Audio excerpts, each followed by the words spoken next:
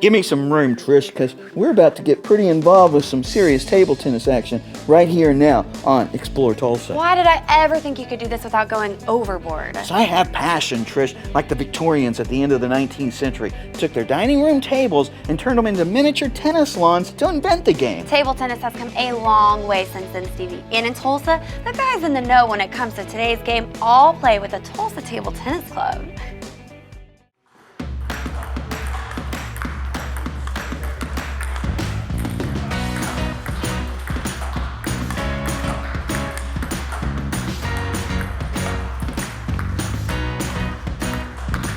Well, I started playing in about 1974.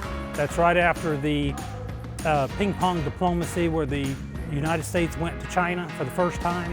So table tennis got real popular in America, and I got caught up in that back then. Oh, I enjoy just keeping the ball in play and making the long rallies and stuff. That's always very enjoyable, you know.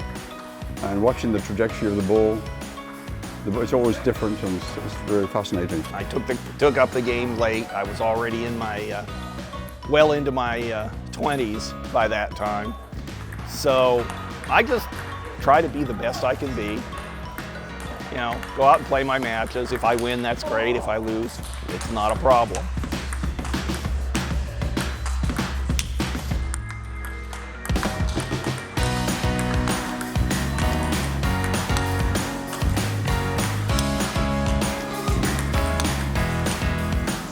Well, the ultimate goal, especially when you're serving, is deception. So you're trying to deceive the other guy exactly how much spin's on the ball. It's really it's a battle, you know. It's like you think you're playing it's like a duel between one person and the other, and you're trying to outwit the other guy and deceive him what you're actually doing with the ball. The ball really spins a lot with the different types of surfaces that they use, and so trying to get used to all the different spins and the different styles is a kind of a real challenge. It's very difficult, but it's fun if you just learn how to play each player and develop a strategy against one. You just have to develop different strategies against everybody, and that's kind of the hard thing is to learn. The reason that spin is possible is because the playing surface is elevated above the floor. Every player adapts to that spin differently. You know, some people end up being offensive players that top spin balls all the time. Some are like Ray, who plays a kind of a mixed game where he'll play defensively, but he will be able to hit offensive shots. Some people play defensive game all the time.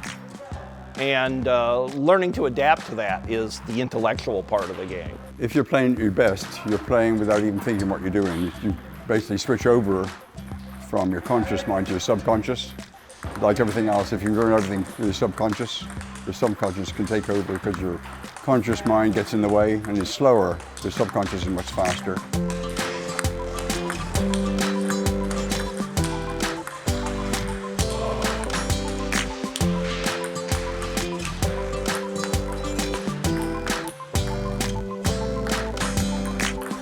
I am the president of the club, and we have 2 clubs in Tulsa. And so the Bixby here is one, we have another one in Dawson, and so we play 3 times a week between the 3 clubs, and so it's pretty much as anybody wants to play. Being able to test yourself against different styles is also a lot of fun. You know, to see, well, do I do better against a defensive player, or do I want to play somebody who's top spinning the ball at me all the time? Like I said, it just, you know, it engages the mind a little bit. I like seeing a variety of people come out. I like to see people play and have a good time. I like it when people go to tournaments because it just helps our club and it helps the other clubs when we go because it gets them all excited to have a good group from Tulsa, go to Oklahoma City or to Springfield, and that sort of thing. Just the whole thing of everybody coming out is what I enjoy.